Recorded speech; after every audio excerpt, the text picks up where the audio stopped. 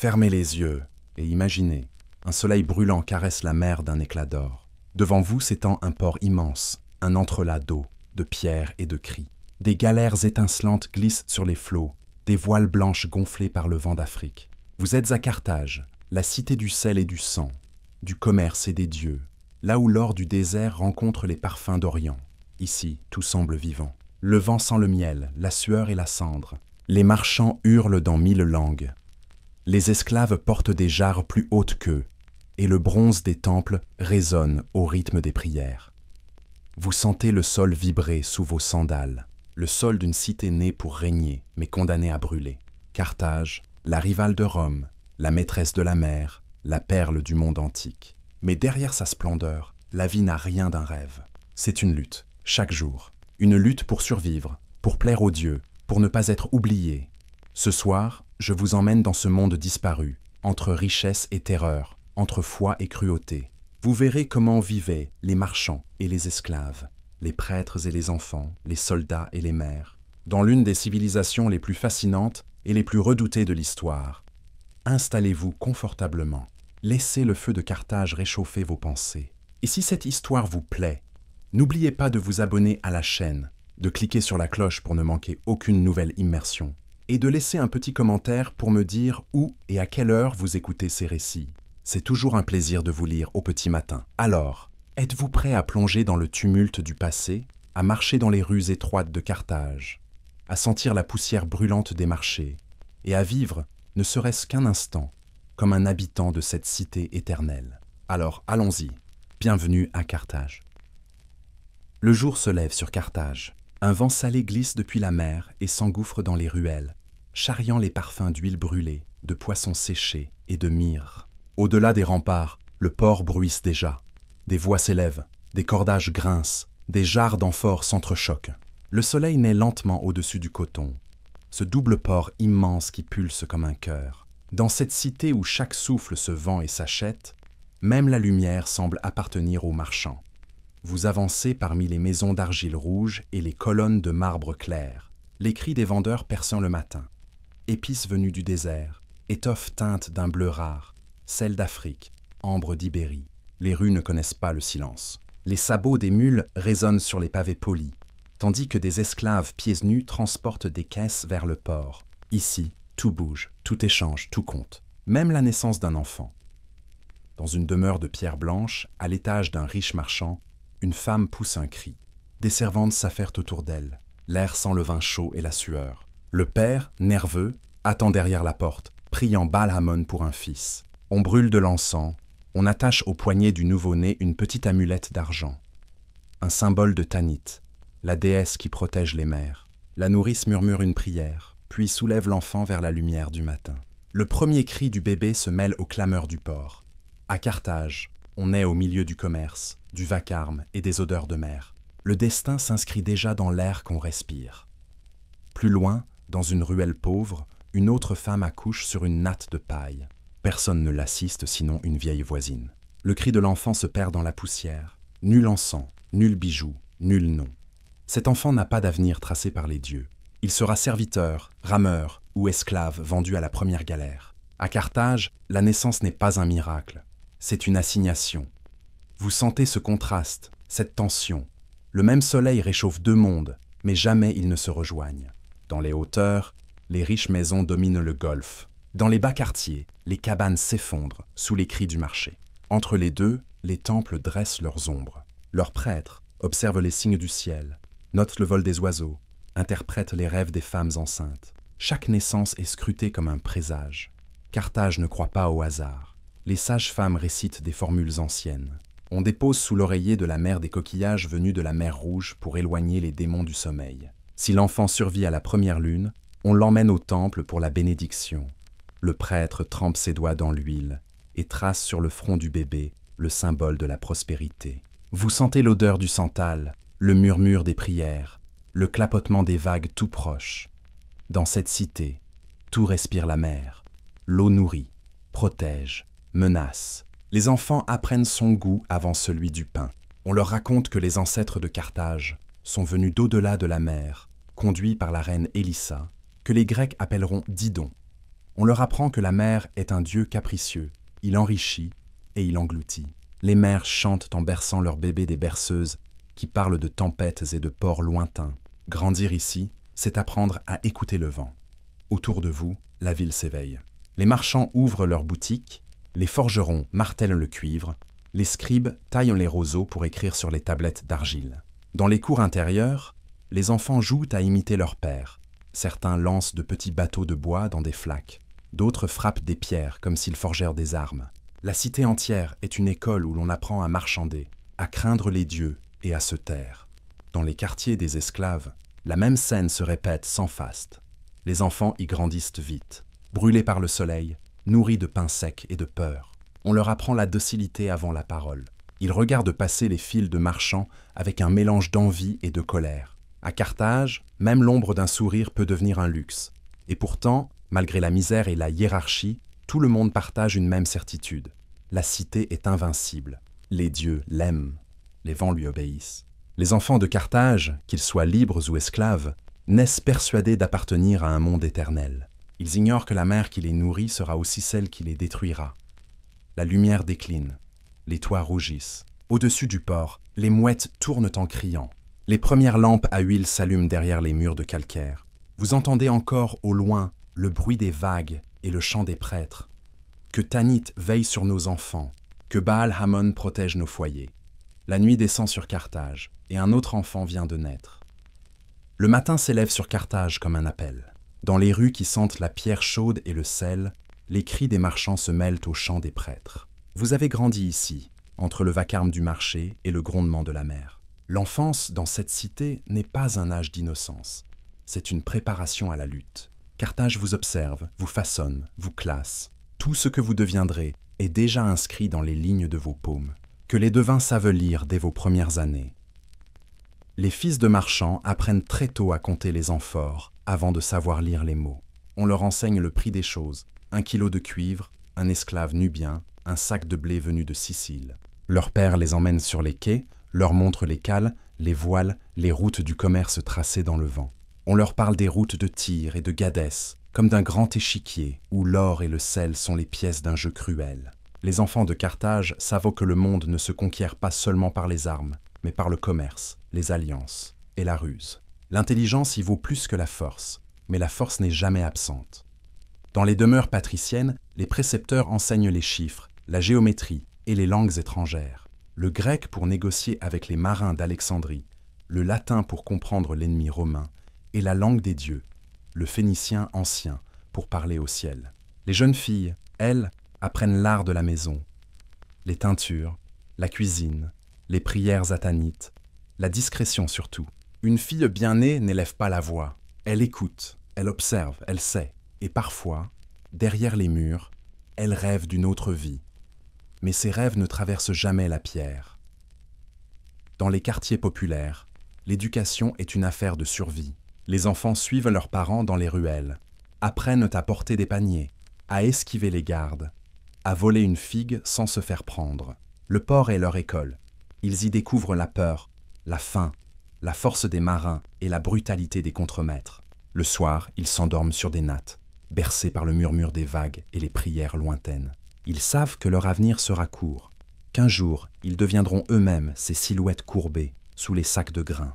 Et pourtant, dans leurs yeux, brille la même lueur que celle des enfants riches, une lueur de défi, la promesse muette de survivre. Tous, riches ou pauvres, participent au rituel de la cité. Au solstice, on dépose des offrandes sur les autels, du lait, des fruits, parfois du sang. Les enfants assistent, fascinés, aux cérémonies du temple de Tanit, où la fumée monte en volutes épaisses vers le ciel. Les prêtres récitent des prières incompréhensibles, leurs visages peints d'ocre et de suie. Certains chuchotent que les dieux demandent parfois plus que des fruits, mais personne n'ose dire ce qu'ils exigent vraiment. Carthage garde ses secrets derrière ses murs d'or. Lorsque vient l'âge de 7 ans, on confie les garçons à des maîtres. On les forme à l'écriture, mais aussi à la guerre. Les fils de soldats apprennent à manier la lance miniature. Les fils de marchands apprennent à défendre leur cargaison. Les exercices se déroulent au pied des remparts, sous le regard des statues. La poussière s'élève, les cris se mêlent aux rires. Vous pouvez presque sentir le souffle chaud du vent sur votre visage. l'odeur du métal chauffé au soleil. Les enfants de Carthage ne jouent pas à être des hommes, ils s'y préparent. Le soir, les familles se rassemblent dans les cours intérieures.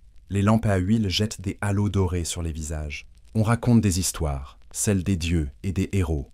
Melkar, le fondateur de la cité, ou la reine Élissa, trahie par les siens. Les enfants écoutent, captivés, tandis que les plus vieux parlent d'honneur, de commerce, de ruse, de vengeance. Chaque conte est une leçon, chaque mot un avertissement.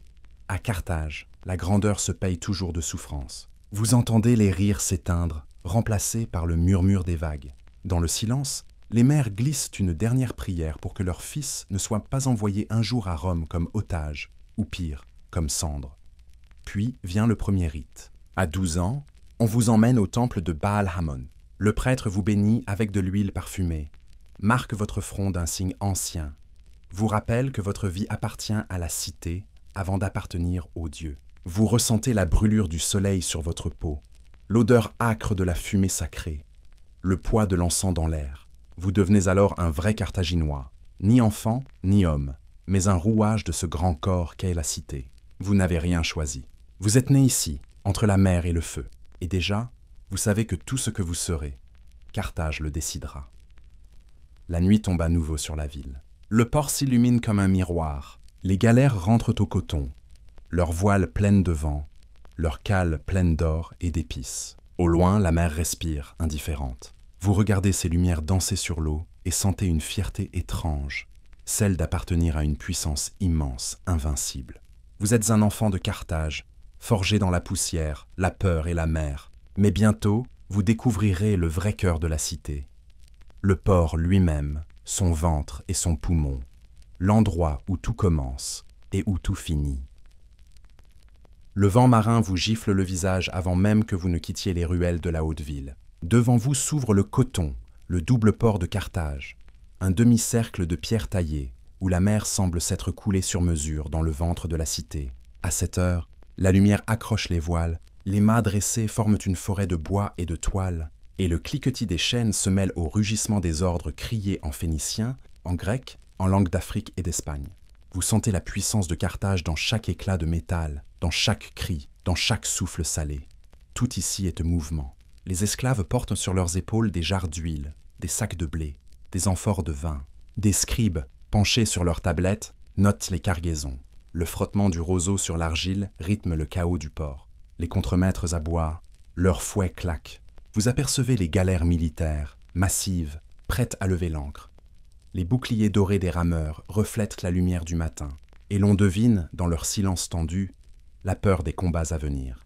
Plus loin, les navires marchands, plus hauts, plus lents, tanguent paresseusement, lourds d'épices, d'or et d'ivoire.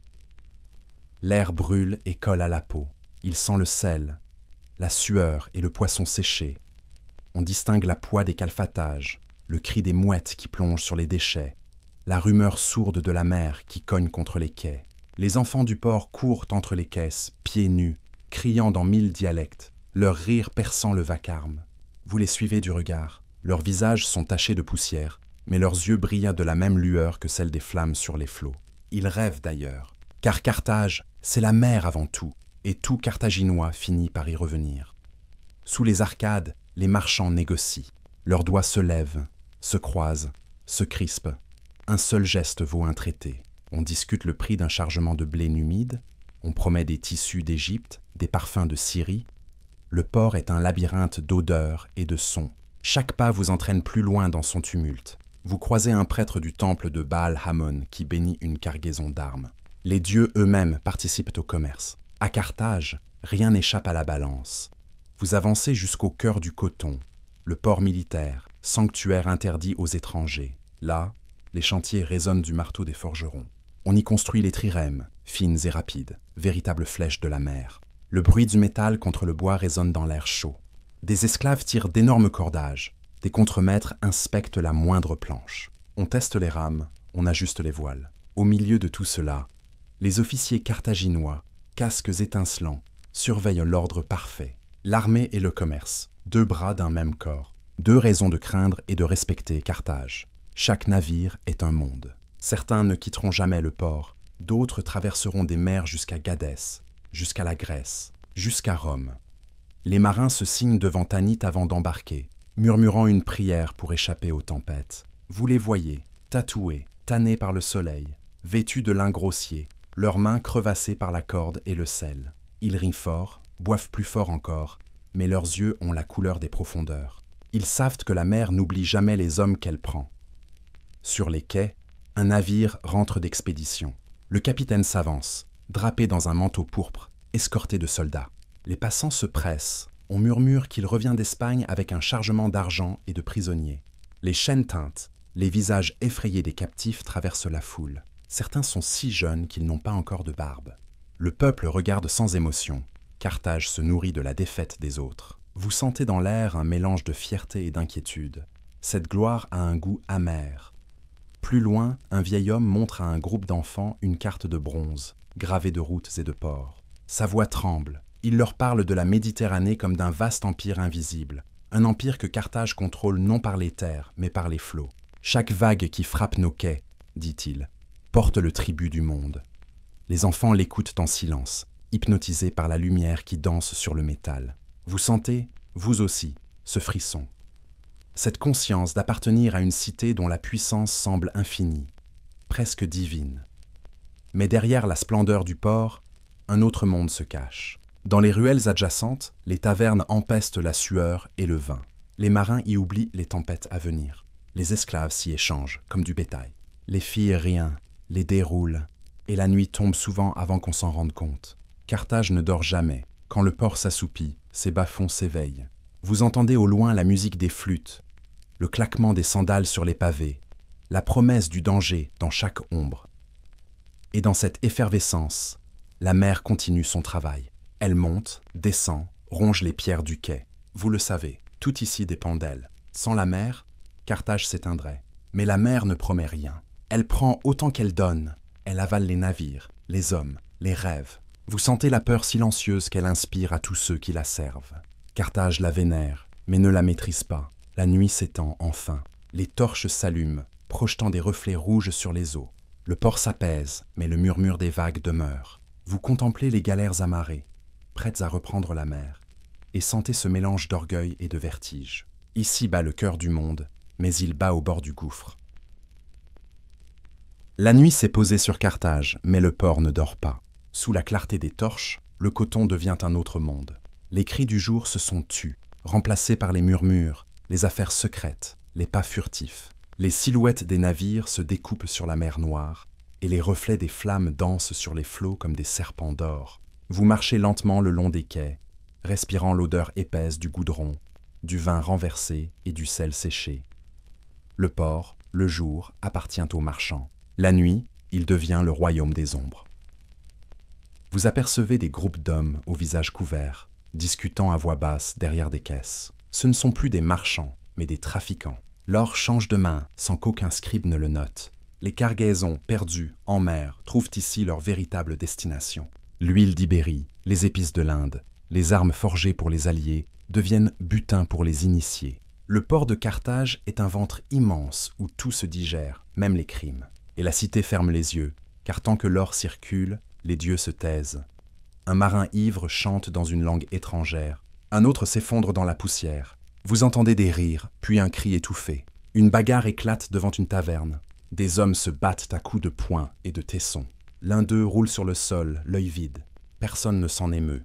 Ici, la mort est un simple accident du commerce. Les vagues viennent lécher le bord du quai comme pour effacer toute trace. La mer, indifférente, reprend ce qu'elle veut. Sous une arche, des femmes attendent les navires. Elles portent des bracelets d'argent ternis et des voiles sombres. Leurs visages sont fatigués, leurs yeux résignés. Certaines attendent un mari parti depuis des mois. D'autres guettent le retour d'un fils, d'un frère ou d'un amant. Mais le vent du large n'apporte souvent que des rumeurs. Un navire disparu. Une tempête au large de la Sicile. Un capitaine mort de fièvre. Les femmes de Carthage apprennent très tôt à lire la mer, à sentir, dans le vent, si elle ramène les vivants ou les morts. Plus loin, au sanctuaire de Tani, la déesse de la lune et des eaux, les prêtresses prient dans la nuit.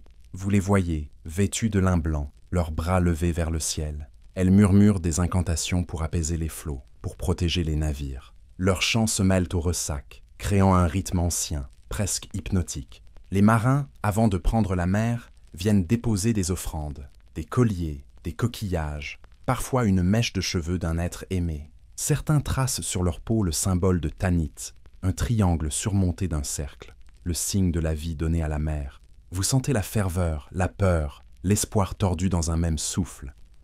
Carthage vit de cette tension constante entre foi et profit. Chaque navire lancé est une prière autant qu'un pari. Les marchands scrutent le ciel avant de lever l'ancre, lisent dans la direction du vent les augures du voyage. Un vent trop chaud, un nuage isolé, un cri d'oiseau peuvent suffire à reporter un départ. La mer est une déesse capricieuse, elle ne pardonne pas l'arrogance. Les vieux capitaines disent que les tempêtes ne viennent pas du ciel, mais du cœur des hommes. Chaque trahison, chaque mensonge attire la colère des flots. Vous marchez jusqu'au bout du quai. Devant vous, la mer s'étend comme une plaine d'encre. Vous entendez les cliquetis des mâts, les gémissements du bois. Les galères amarrées semblent dormir, mais chacune porte dans ses entrailles le souvenir d'un combat, d'un naufrage, d'un sacrifice. Vous touchez la coque rugueuse d'un navire et sentez le sel incrusté dans le bois, la trace du vent du large, l'écho des cris étouffés.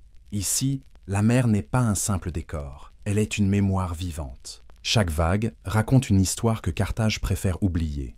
Les marins le savent mieux que quiconque. Ils disent qu'au fond des eaux, sous les algues et les épaves, les dieux conservent les âmes des noyés. Ils racontent que, certaines nuits, quand le vent tombe et que la mer se tait, on peut entendre leur voix chuchoter entre les vagues. Vous tendez l'oreille, et pendant un instant, vous croyez les percevoir. Un murmure de prières, de regrets, de promesses brisées. Et vous comprenez, Carthage n'est pas une ville tournée vers la mer. C'est une ville née d'elle, faite d'elle, prisonnière d'elle. Le port est le miroir de la cité, brillant, vivant, impitoyable. Les hommes qui y travaillent rêvent de fortune, mais finissent souvent brisés, engloutis ou oubliés. Les marchands s'enrichissent, les prêtres bénissent, les esclaves meurent, et la mer continue de battre, indifférente. Vous sentez son souffle humide sur votre peau, ce souffle ancien qui semble dire « tout passe, tout revient ». Et vous savez déjà, en regardant l'horizon, que ce port, si fier, si puissant, sera un jour réduit au silence. Mais ce soir, Carthage respire encore. Le coton luit comme un bijou vivant, et les flots, fidèles et traîtres à la fois, emportent vers la nuit les rêves d'une civilisation. Sous le soleil implacable, Carthage étincelle comme un joyau taillé dans l'or et la poussière. Vous marchez dans les rues qui descendent vers le port, et tout autour de vous, la richesse semble respirer. Dans les vitrines de pierre et de bois, les étoffes d'Orient pendent comme des flammes. Soie, lin, pourpre de Tyr, teintes précieuses que seuls les puissants peuvent s'offrir. Chaque pas que vous faites résonne sur les pavés polis par des siècles de commerce. Vous le sentez, ici, tout se vend, tout s'achète, tout a un prix. Carthage ne vit pas seulement du commerce, elle est le commerce. Sa puissance repose sur la mer, mais aussi sur ses routes invisibles, celles qui traversent les déserts, franchissent les montagnes et relient les mondes. Depuis le sud, les caravanes d'Afrique arrivent, lentes processions d'hommes et de dromadaires chargés d'or, d'ivoire et de sel. Depuis l'Orient, les navires rapportent des perles, des encens et des épices dont l'odeur enivre les rues. Et depuis l'Ouest, les mines d'Espagne vomissent des lingots d'argent, symbole de la prospérité sans fin. Vous comprenez alors pourquoi Carthage est crainte. Elle possède non seulement les richesses, mais aussi les chemins qui y mènent. Vous entrez dans un marché couvert, un dédale de toiles tendues et de colonnes peintes. L'air est saturé de parfums, cannelle, poivre, encens, huile, vin. Des voix s'élèvent, des cris de vendeurs, des rires de clients, des disputes en 1000 langues. Un marchand grec vante ses amphores, un humide propose des plumes d'autruche, un phénicien échange des pierres précieuses contre du blé. Vous passez devant des tables couvertes de monnaies, d'anneaux, de bijoux. Le métal brille comme des étoiles tombées sur terre. Vous comprenez alors que Carthage est le carrefour du monde connu. Ici, le nord, le sud, l'est et l'ouest se rencontrent et s'entremêlent. Mais cette richesse a un prix. Vous voyez des hommes maigres, pieds nus, porter des sacs de grains bien plus lourds qu'eux. Des enfants courent avec des amphores sur les épaules. Des esclaves, marqués d'un fer, hissent des caisses d'ivoire. Ils ne sont qu'une ombre parmi les ors et les tissus. Mais sans eux, rien ne fonctionnerait. Vous sentez dans l'air le mélange amer de la prospérité et de la souffrance. Les marchands lèvent les yeux vers le ciel pour remercier Baal Hamon, mais aucun dieu ne répond aux prières des esclaves. Vous longez un entrepôt colossal, gardé par des soldats armés de lances. À l'intérieur, des milliers de jarres s'empilent, alignés comme une armée silencieuse. Chaque jarre porte un symbole, une marque, le nom d'un marchand ou d'une cité. Le bruit sec du calame sur les tablettes d'argile rythme le travail des scribes. Tout est consigné, tout est compté. Carthage ne laisse rien au hasard. Son or n'est pas un miracle, c'est une machine, froide, organisée, implacable. Vous avez l'impression d'être dans le ventre d'une bête vivante, une créature faite de pierre, de sueur et de sel. Dehors, dans les docks, les navires marchands s'apprêtent à lever l'ancre. Vous sentez la tension dans l'air, cette excitation mêlée de peur. Les marins chargent les cales, les contremaîtres aboient des ordres. Les scribes notent le poids des cargaisons. Le soleil tape sur les voiles tendues. Vous entendez les chaînes, les cordages, les cris des mouettes. Et dans tout ce vacarme, un rythme, celui du cœur de Carthage. Chaque départ est une promesse de richesse. Chaque retour, un risque de ruine. Les tempêtes, les pirates, les trahisons n'effraient personne. Tant qu'il y aura de la mer, il y aura du profit. Sur le quai, un vieil homme vous interpelle. Sa peau est tannée par le vent, ses yeux plissés par le sel. Il vous parle des routes du commerce comme d'un mythe. Il vous dit que les navires carthaginois ont vu des terres que nul autre n'a foulées, que leurs capitaines ont franchi les colonnes d'Hercule jusqu'aux rivages du monde inconnu. Vous sentez dans sa voix une fierté farouche. Carthage, dit-il, ne se contente pas d'échanger. Elle conquiert par le troc, elle domine par la marchandise. Et vous comprenez alors que le commerce n'est pas seulement un moyen de survie, c'est une arme, plus redoutable que n'importe quelle épée. Vous avancez plus loin, vers les villas des riches marchands. Les demeures sont vastes, décorées de mosaïques éclatantes représentant des navires et des dauphins. Les jardins embaument le jasmin, les fontaines murmurent, alimentées par des canaux venus de loin. L'eau dans cette terre brûlée est un luxe réservé à ceux qui possèdent. À travers les portes entr'ouvertes, vous apercevez des tables couvertes de vaisselle d'argent, de fruits exotiques, de coupes remplies de vin rouge. Ces hommes, vêtus de lin fin et d'or, ont bâti leur fortune sur les flots, mais n'ont jamais posé le pied sur un pont de navire. Ils vivent dans la gloire tranquille du commerce, persuadés que leurs richesses les mettront à l'abri des tempêtes de l'histoire. Mais quelque part, au loin, les vents changent. Dans les tavernes, on parle de Rome, cette jeune puissance qui s'étend vers la mer. On murmure qu'elle jalouse Carthage, qu'elle guette ses routes, qu'elle convoite ses ports. Les marchands rient encore, trop sûrs d'eux, mais vous sentez déjà la menace dans l'air. Car les empires du commerce tombent souvent, non sous les armes, mais sous le poids de leur propre arrogance. Vous levez les yeux vers la mer, et elle semble briller d'un éclat inquiétant. Dans ses reflets dorés, vous voyez à la fois la gloire et la chute. Carthage est riche, oui, mais elle ne sait plus où finit la fortune et où commence la démesure. Et dans ce doute, elle scelle déjà son destin.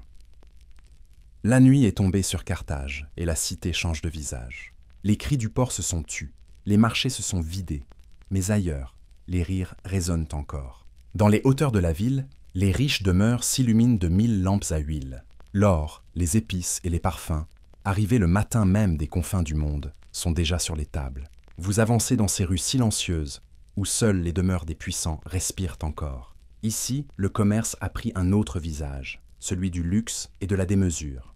Vous entrez dans une villa immense, ouverte sur la mer. Les murs sont ornés de fresques éclatantes représentant les dieux bienveillants. Baal Hamon, Tanit, Melkart. Mais leur regard peint semble vide. Les convives, eux, rient, mangent et boivent sans mesure. Les plats se succèdent, poissons couverts de miel, dattes farcies, viande rôtie, pain parfumé au cumin. Le vin coule à flots, mêlé d'épices et de fleurs. La musique des lyres se mélange au murmure des vagues. Vous ressentez une étrange impression. Cette richesse n'a plus rien de sacré. Elle ne célèbre plus la réussite, mais la vanité. À votre droite, un homme aux doigts couverts de bagues vante la dernière cargaison de soie venue d'Orient. Un autre, plus âgé, rit en racontant comment il a fait disparaître un concurrent gênant.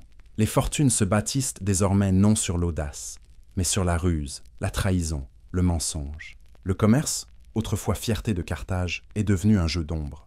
Les scribes falsifient les comptes, les marchands manipulent les prix, les prêtres eux-mêmes se laissent acheter pour bénir les transactions douteuses.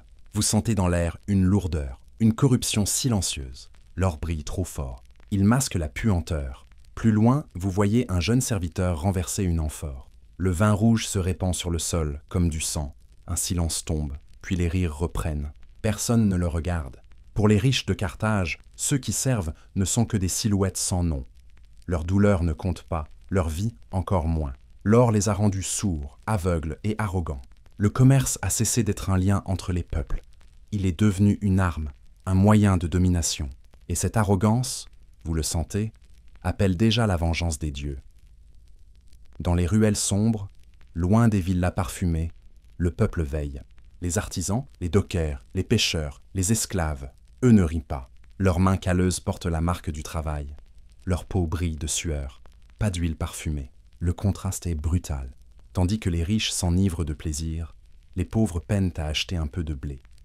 Vous entendez leurs murmures, des complaintes, des prières étouffées, parfois des menaces. Carthage, la cité des marchands, a oublié qu'un peuple affamé n'est jamais un peuple fidèle. Vous entrez dans un temple de Tanit. Les colonnes de marbre se dressent vers le ciel. Les offrandes s'amoncellent au pied de la statue. Bracelets d'or, colliers de perles, fioles d'encens. Mais derrière cette abondance se cache une peur profonde. Les prêtres parlent d'apaiser la déesse, de racheter les fautes de la cité. Vous comprenez que même ici, le commerce s'est insinué. Chaque prière a son prix, chaque bénédiction son tarif. Les dieux de Carthage sont riches, mais fatigués. Leurs sanctuaires sont pleins d'or, mais vides de foi. Vous ressortez dans la nuit, et le vent de la mer vous frappe au visage. Vous sentez dans l'air une tension invisible, comme avant une tempête. L'or a apporté la gloire, mais aussi la fragilité. La richesse de Carthage repose sur des fondations de sable. L'avidité a remplacé la vertu, le profit a supplanté la piété. Même les navires, jadis symboles de conquête, ne sont plus que des instruments d'accumulation. Les capitaines vendent leurs routes, les marchands trahissent leurs alliés. Le commerce a fait de Carthage une reine sans morale. Vous vous souvenez du vieil homme du port, de sa fierté quand il parlait des routes de l'or et des épices. Cette fierté s'est éteinte. Carthage n'est plus cette cité audacieuse qui affrontait les tempêtes. Elle est devenue prisonnière de sa propre abondance. Les rires qui résonnent derrière les murs sentent la peur. Peur de perdre, peur de manquer, peur de l'avenir. Et quelque part, au-delà de la mer, Rome observe, patiente, attend. Le vent se lève. Vous voyez les lampes vaciller, les rideaux se gonfler. Au loin, les vagues frappent contre les quais comme des tambours. La mer murmure encore le même avertissement.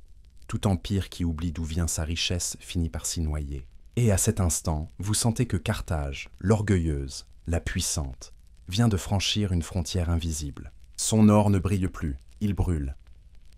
Le jour se lève sur Carthage, du haut des collines. La lumière du soleil glisse lentement sur les toits d'argile, les colonnes blanches et les pavés encore humides de rosée. Vous sortez dans la rue et déjà la cité s'éveille. Les premiers bruits résonnent, des marteaux, des sabots, des cris d'animaux. Une odeur de pain chaud flotte dans l'air, mêlée à celle plus âcre du poisson salé. Vous êtes au cœur d'une ville vivante, grouillante, bruyante. Une ruche humaine où chaque pierre semble vibrer de vie. Les rues sont étroites, sinueuses, bordées de maisons de pierre aux toits plats. Devant les portes, des femmes balayent la poussière pendant que les hommes chargent les charrettes. Vous passez devant un marchand d'huile qui ouvre ses amphores, puis devant un potier dont les mains modelées par l'argile semblent danser. Des enfants jouent entre les étals, poursuivant des poules ou lançant des osselets. Des chiens errent, flairant les restes de la veille. Tout autour, les cris des vendeurs s'élèvent. Du sel, des dattes, du poisson frais. Vous avez l'impression d'être emporté dans un tourbillon sonore et coloré. Vous pénétrez dans une maison typique du quartier moyen. À l'entrée, une petite cour ouverte laisse passer la lumière. Autour, les pièces s'organisent simplement. Un coin pour dormir, un autre pour cuisiner. Et parfois une petite pièce où l'on garde les amphores d'huile et les jarres de blé. Le sol est en terre battue, les murs blanchis à la chaux. Vous remarquez des amphores, des tissus, quelques bijoux de cuivre. Tout est simple, fonctionnel. Mais dans cette simplicité, il y a une forme d'équilibre. La maison carthaginoise n'est pas une prison, c'est un refuge. Vous sentez l'odeur du feu de bois. Dans la cour, une femme prépare le repas du matin. Du pain plat cuit sur une pierre chaude, des figues, un peu d'huile d'olive, parfois du miel. Les hommes mangent rapidement avant de partir travailler. Certains iront au port, d'autres au champ, d'autres encore tiendront leur boutique. Le repas est frugal, mais sincère. Manger n'est pas un plaisir, c'est une nécessité, un rituel du quotidien. En sortant, vous traversez les quartiers commerçants. Là, tout change. Les rues s'élargissent, les façades sont décorées de mosaïques et de fresques éclatantes. Les odeurs deviennent plus riches, les étoffes plus fines. Les marchands aisés vivent au-dessus de leurs boutiques, dans des maisons à 2 étages avec des balcons de bois ouvragés. Les cris des vendeurs se mêlent aux hennissements des chevaux, aux roues des charrettes, au tintement des pièces d'argent. Vous sentez que l'argent circule ici comme le sang dans les veines d'un corps vivant. À midi, le soleil est au zénith. Vous cherchez un peu d'ombre sous une arcade. La chaleur est écrasante. Les habitants se déplacent lentement. Les marchands couvrent leurs étals de tissu pour protéger les produits. Dans les tavernes, on sert du vin coupé d'eau, du pain trempé d'huile et parfois du poisson grillé. Les discussions s'animent. On parle du commerce, du temple, de la météo et parfois, à voix basse, des Romains. Vous ressentez la fierté de ces habitants, fiers de leur cité, fiers de leur travail, fiers d'appartenir à Carthage. Le soir, la ville change de rythme. Le soleil décline, la chaleur s'adoucit et les rues s'emplissent à nouveau. Des musiciens jouent dans les tavernes, des enfants rient dans les ruelles. Les familles se rassemblent sur les terrasses pour partager un repas plus copieux. Du pain, du fromage, des légumes, du vin, parfois de la viande si la chance a souri. Le ciel devient rouge, puis violet, puis noir. Les lampes s'allument et la cité se transforme en constellation. Vous sentez la fatigue de la journée, mais aussi la satisfaction du devoir accompli. Car à Carthage, chaque jour est une bataille pour survivre, mais aussi une célébration de la vie. Dans un quartier plus riche, les soirées prennent une autre allure. Vous entendez la musique, les rires, les chants. Des esclaves servent les plats, des danseuses évoluent au rythme des tambours. Ici, on parle politique, commerce, guerre. Là où les pauvres mangent du pain, les riches dégustent du gibier, des fruits confits et des vins importés de Crète. Vous percevez la fracture invisible qui divise la ville. 2 mondes vivent côte à côte, mais ne se rencontrent jamais vraiment. Pourtant, tous partagent la même lumière, le même vent, la même mer. La nuit tombe doucement. Vous marchez dans les rues redevenues calmes. Au loin, le port gronde encore, les vagues frappent à les quais. Vous entendez une dernière fois les cris des marchands, les pas des soldats, le claquement du vent dans les voiles. Vous le sentez, derrière le commerce, la richesse et les guerres. Carthage reste avant tout une cité vivante, humaine, peuplée de rêves, de douleurs et d'espoir. La nuit s'étend sur Carthage, et la cité révèle maintenant son autre visage, celui que les marchands et les nobles préfèrent ignorer. Vous descendez les pentes des collines, là où la lumière des torches ne brille plus, où les pavés se transforment en terre battue et où les odeurs changent. Ici, le parfum des épices cède la place à celui du poisson pourri, de la sueur et des eaux usées. C'est le cœur caché de Carthage, celui du peuple qui vit dans l'ombre des murailles dorées. Vous avancez dans des ruelles étroites, si serrées qu'on y passe à peine à 2. Les murs suintent, les toits penchent, et des enfants courent pieds nus dans la poussière. Les maisons ne sont plus en pierre, mais en torchis et en bois, souvent à moitié effondrées. Dans ces ruelles, on entend les pleurs des nourrissons, les cris des vendeurs nocturnes et le halètement des forçats qui rentrent du port. Vous sentez la fatigue, l'épuisement de ceux qui n'ont que leurs mains pour vivre. Les visages sont marqués, les yeux cernés. Mais malgré la misère, une étrange énergie habite ces lieux. Celle de ceux qui survivent, quoi qu'il en coûte. Dans une petite échoppe, une femme âgée brode à la lueur d'une lampe à huile. Ses doigts tremblent, ses yeux sont fatigués, mais elle continue. À côté d'elle, un jeune garçon polit des coquillages pour en faire des colliers, destinés aux riches du haut de la ville. Ces colliers qui, demain, brilleront sur les cous parfumés des dames des quartiers nobles. Vous réalisez que tout, ici, finit par remonter. La richesse de Carthage repose sur cette base invisible. La sueur des pauvres, le travail des enfants, les mains usées des esclaves. Vous continuez, et l'air devient plus lourd. Dans une ruelle, un groupe d'hommes joue au dé sur une caisse renversée. Leurs visages sont durs, leurs gestes nerveux. Un peu plus loin, un musicien joue de la flûte pour quelques pièces, tandis qu'une femme chante d'une voix rauque un chant ancien, venu peut-être d'au-delà du désert. Ces chants parlent de la mer, des dieux et du pain manquant. Vous ressentez dans ces notes toute la mélancolie d'un peuple oublié, une poésie née de la misère. Les odeurs s'intensifient, le poisson séché pend aux étals, le vin bon marché coule dans les cruches, et les déchets s'amoncellent dans les caniveaux. Des rats passent entre vos pieds, l'eau stagnante attire les moustiques. Ici, la maladie rôde. La chaleur étouffante du jour a laissé place à une moiteur malsaine. Vous voyez des silhouettes couchées sur le sol, des mendiants enroulés dans des tissus sales. L'un d'eux vous regarde, les yeux pleins d'une résignation muette. Vous détournez le regard. Plus loin, un cri perce la nuit. Une dispute éclate. Un marchand frappe un débiteur qui n'a pas pu payer. Des voisins ferment leurs portes. L'injustice est quotidienne, banale, inévitable. Pourtant, au milieu de cette violence ordinaire, vous apercevez aussi la solidarité. Une femme offre un morceau de pain à un enfant affamé. Un vieil homme partage son vin avec un inconnu. Dans la misère, les Carthaginois gardent une humanité brute, farouche, que la richesse du haut de la ville a oubliée depuis longtemps. Vous atteignez le port, là où s'achève la ville et où commence la mer. Les docks ne dorment jamais. Les torches tremblent dans la brise salée. Les silhouettes se pressent. Les cris se mêlent au clapotis des vagues.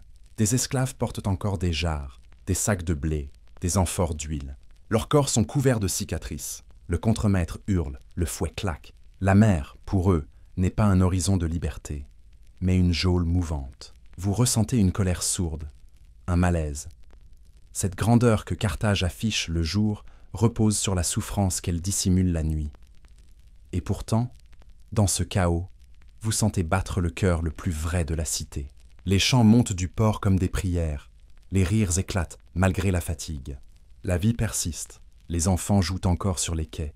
Les pêcheurs réparent leurs filets à la lueur des torches. Le peuple ne plie pas, il s'adapte. Carthage vit parce qu'ils vivent. Leurs mains nourrissent la ville. Leur voix la peuple. Leur souffrance la façonne. Alors que l'aube approche, vous remontez lentement vers les hauteurs. Le vent marin porte avec lui l'odeur du sel et de la sueur. Derrière vous, les premières lueurs du jour éclairent les toits misérables. En haut, les villas dorées s'éveillent déjà. Deux mondes se frôlent, sans jamais se rencontrer. Vous comprenez alors que Carthage n'est pas seulement une cité de richesse et de puissance. C'est un organisme vivant, nourri par la douleur de certains pour la gloire des autres. Et tandis que le soleil perce à nouveau l'horizon, vous sentez que sous la beauté de cette ville se cache une vérité immuable. Aucune pierre ne brille sans ombre. Le soleil s'élève lentement au-dessus de Carthage, et ses rayons frappent d'abord les sommets des temples. La cité se réveille dans le parfum de l'encens. Les marchands n'ont pas encore ouvert leurs boutiques que déjà.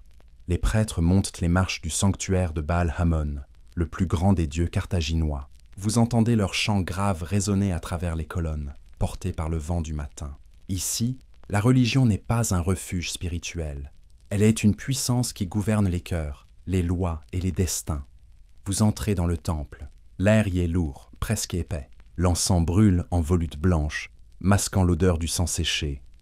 Les murs sont couverts d'inscriptions et de symboles gravés, prières en punique dédiées aux dieux de la cité.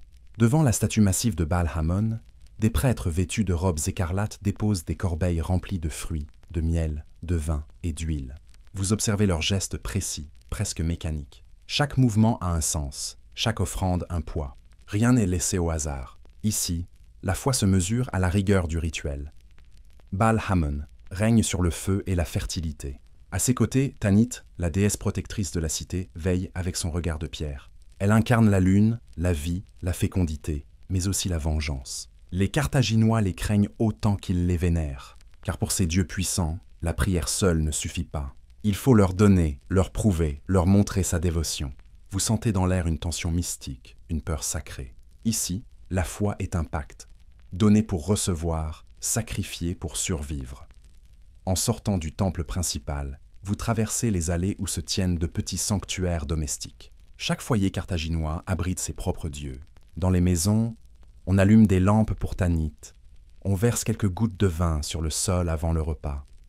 On murmure une prière avant de quitter la maison. La religion rythme la vie, du matin au soir, du berceau à la tombe. Vous entrez dans une maison modeste. Sur un petit autel, des statuettes de terre cuite, des fleurs séchées, quelques pièces d'argent. Une femme agenouillée prie en silence pour la santé de son fils parti en mer. Vous sentez la sincérité de cette foi simple, humaine, dénuée de faste.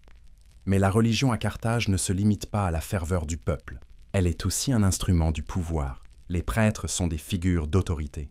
Ils conseillent les magistrats, bénissent les flottes, jugent les fautes morales. Leur influence s'étend partout, dans le commerce, dans la guerre, dans la politique. Le temple est un lieu de culte, mais aussi un centre économique. L'or y circule, les décisions y naissent, les alliances s'y scellent. Vous comprenez que dans cette cité, la foi et la richesse marchent main dans la main.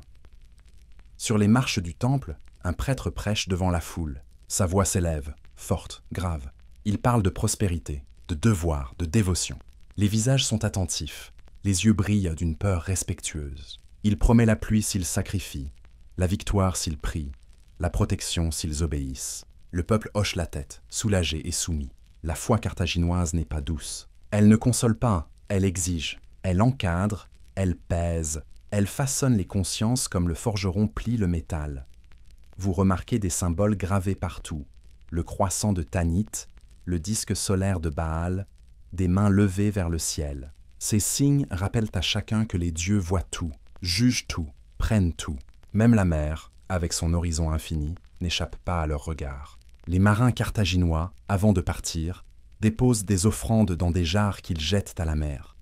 Un geste de foi, mais aussi de peur. Car la mer, comme les dieux, peut nourrir ou dévorer. Le soir, les temples s'illuminent. Des torches entourent les statues, des chants s'élèvent. Le peuple se rassemble, récite les mêmes prières que ses ancêtres. Vous sentez dans ces voix une force millénaire, une unité, mais aussi une angoisse. La crainte du divin est partout. Carthage vit sous le regard de ses dieux, et ce regard ne faiblit jamais. Dans la lueur vacillante des flammes, vous comprenez que la foi carthaginoise est un pilier et une prison à la fois.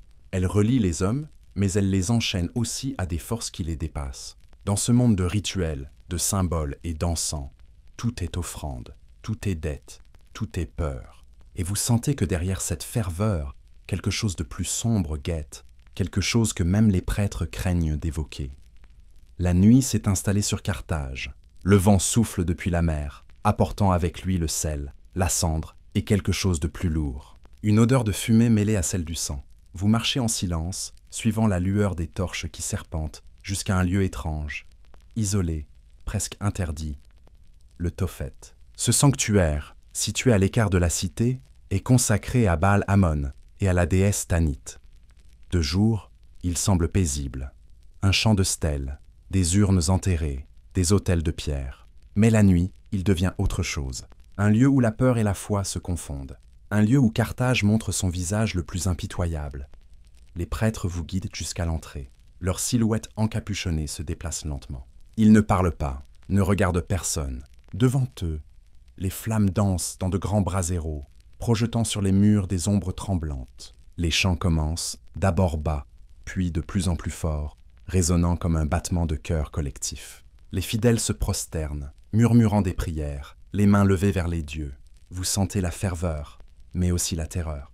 Car ce soir, les dieux réclament plus qu'une simple offrande. Des bœufs, des chèvres, des colombes sont conduits vers les autels. Leurs cris se mêlent aux chants. Les prêtres lèvent les bras, les couteaux scintillent. Les sacrifices commencent. Le sang coule sur la pierre et s'évapore dans la chaleur du feu. La foule ne détourne pas le regard, elle prie plus fort. Car à Carthage, donner la vie, c'est garantir la prospérité. C'est le prix du commerce, de la moisson, de la victoire. Vous sentez la tension dans l'air. Cette frontière ténue entre la piété et l'horreur. Mais dans l'ombre, certains chuchotent d'autres histoires. Des histoires de sacrifices humains, de nourrissons offerts aux dieux dans les temps de désespoir. Les prêtres ne confirment rien, les magistrats nient tout, mais les rumeurs persistent. Des fouilles dans le sol ont révélé des urnes contenant des restes calcinés d'enfants, marqués du symbole de Tanit. Vous ne savez pas si ce sont des légendes ou la vérité, mais en observant ces flammes, en entendant les pleurs d'une femme dans la foule, vous comprenez que la peur peut rendre les hommes capables de tout, même de l'impensable. Les prêtres jettent dans le feu des offrandes d'or, de vin, de parfums. Le ciel s'illumine de rouge. Les flammes montent si haut qu'elles semblent vouloir toucher les étoiles. Vous sentez la chaleur brûler votre peau, le souffle du brasier sur votre visage. Le peuple acclame, le tonnerre des tambours résonne. Les dieux, dit-on, sont rassasiés. Le vent change de direction, emportant la fumée vers la mer. Le rituel est accompli. Vous quittez le Tophet avec un mélange de fascination et de malaise. Derrière vous, les prêtres enterrent les cendres dans des urnes qu'ils alignent avec soin, comme des pierres funéraires. Chacune porte le signe d'un dieu, un nom, une prière. Ces urnes, à force d'être posées les unes sur les autres, forment un mur silencieux. La mémoire des offrandes, la trace de la foi Et soudain, vous saisissez toute la dualité de Carthage, une civilisation raffinée, savante, prospère, mais bâtie sur une peur divine, une religion où l'amour des dieux s'exprime par le feu. Le lendemain, la cité s'éveille comme si de rien n'était. Les marchands ouvrent leurs échoppes, les enfants jouent dans les rues, les bateaux quittent le port. Personne ne parle du rituel de la veille, mais chacun, au fond de lui, sait que ce sacrifice a eu lieu. Chacun a contribué, d'une manière ou d'une autre, à nourrir la foi de la cité. La religion carthaginoise n'est pas une simple croyance, c'est une nécessité, un équilibre fragile entre la vie et la mort, entre l'humain et le divin. En levant les yeux vers le temple de Baal-Hamon, vous sentez le poids de cette spiritualité. Elle lie le peuple, mais elle l'enchaîne aussi à un cycle éternel de peur et de devoir. À Carthage, la foi ne console pas, elle exige. Elle ne pardonne pas, elle réclame. Elle ne promet pas la paix, mais la survie. Et tant que la cité prospérera, tant que la mer portera ses navires et que l'or remplira ses coffres, les dieux resteront silencieux, mais rassasiés. Depuis les hauteurs de Byrsa, la citadelle sacrée, vous contemplez la mer. L'horizon semble paisible, mais vous savez que, derrière cette beauté bleue, se cache la guerre. Carthage a bâti sa richesse sur le commerce, mais elle l'a défendue par le fer. Ici, la guerre n'est pas une exception, elle est une nécessité. Vous sentez dans l'air cette tension constante, cette vigilance qui ne s'endort jamais. Les tambours du port battent comme des cœurs d'acier. Les soldats se préparent. Et vous, citoyens de Carthage, ressentez cet appel irrésistible. Servir, conquérir, survivre. Sur la grande place, les rangs de soldats s'étirent. Les boucliers ronds scintillent sous le soleil. Les cuirasses luisent de bronze. Et les lances s'élèvent comme une forêt de métal. Les officiers crient des ordres en punique. Les interprètes traduisent pour les mercenaires venus d'Espagne, de Libye, de Numidie, de Gaule. L'armée carthaginoise est un puzzle de peuples, un mélange explosif d'hommes venus des 4 coins du monde connu. Carthage ne combat pas seule. Elle achète la force, la loyauté et la mort. Vous observez les soldats s'exercer sur le champ d'entraînement. Les cavaliers numides, presque nus, montent des chevaux nerveux et rapides. Ils tournent autour des fantassins, jettent leurs javelots, disparaissent dans la poussière. Les Libyens portent des boucliers en peau d'éléphant. Les Ibères manient des épées courtes et recourbées. Les Carthaginois, eux, sont peu nombreux à se battre. Ils commandent, organisent, planifient. C'est l'or de Carthage qui fait la guerre, plus que le sang de ses citoyens. Vous approchez des forges du port.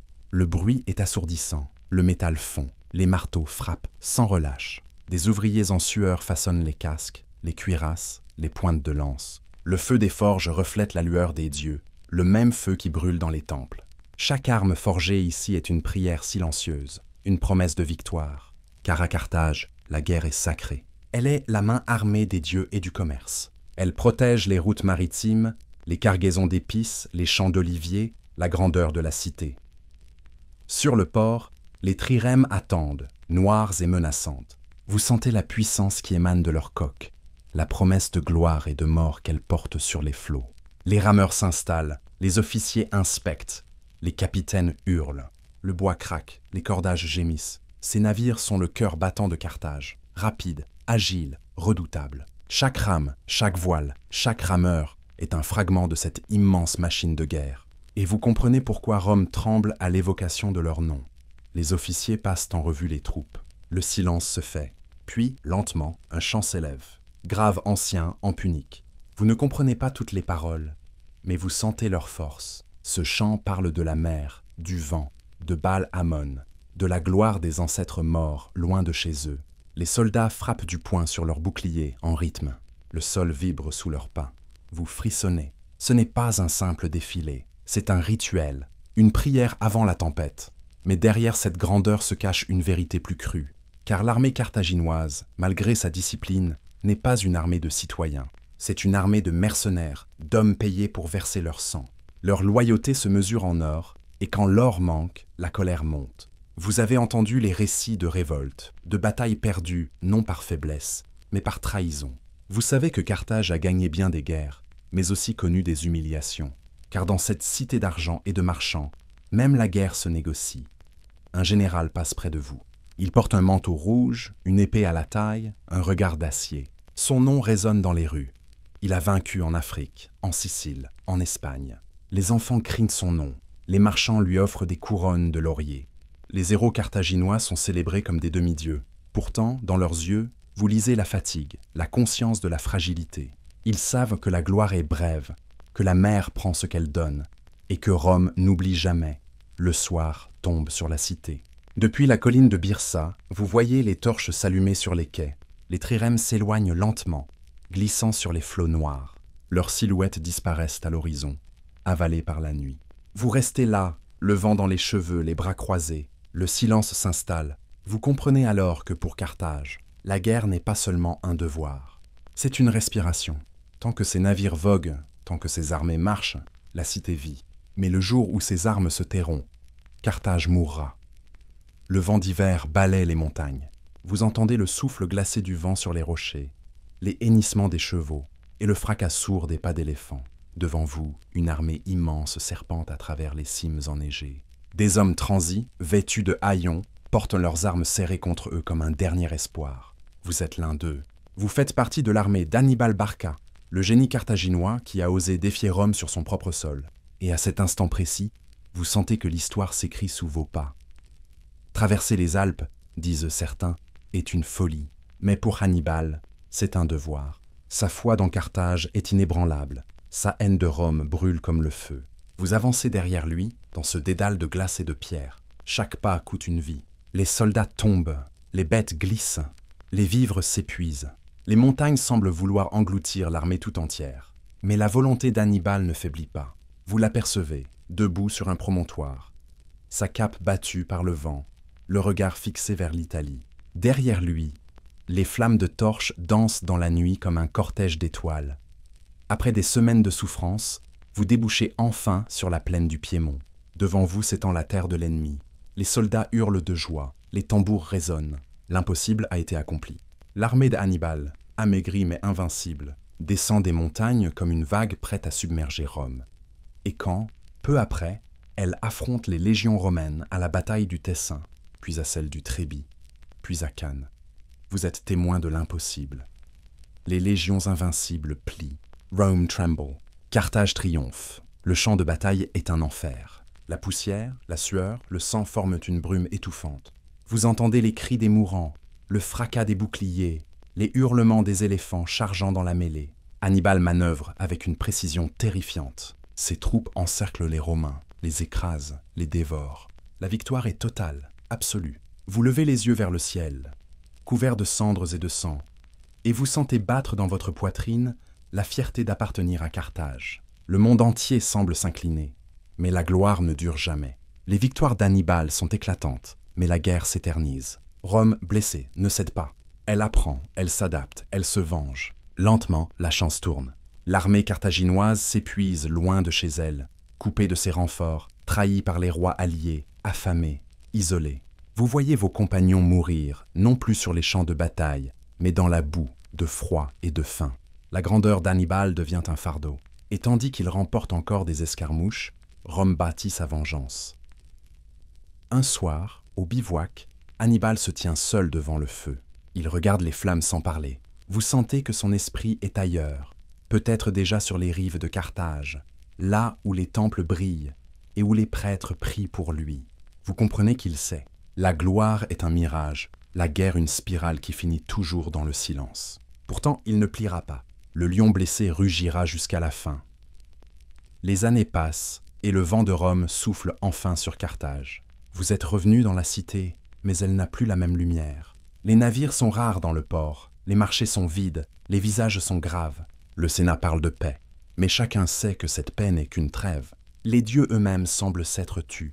Vous sentez dans l'air une inquiétude sourde, celle qui précède les grandes catastrophes. Car Carthage a beau avoir connu 1000 triomphes, elle a éveillé la haine d'un empire qui ne connaît ni oubli ni pardon.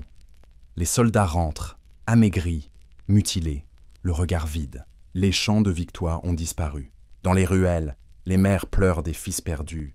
Les épouses prient pour des maris disparus. La cité vit encore, mais son cœur s'affaiblit.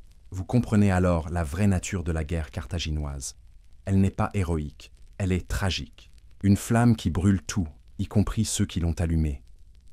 Et pourtant, malgré la défaite qui s'annonce, malgré le poids de la fatalité, Carthage garde la tête haute, car dans ses temples, dans ses ports, dans les yeux de ses derniers soldats, brûle encore une étincelle, celle de la fierté, celle d'un peuple qui, face à Rome, aura tout donné, même son avenir.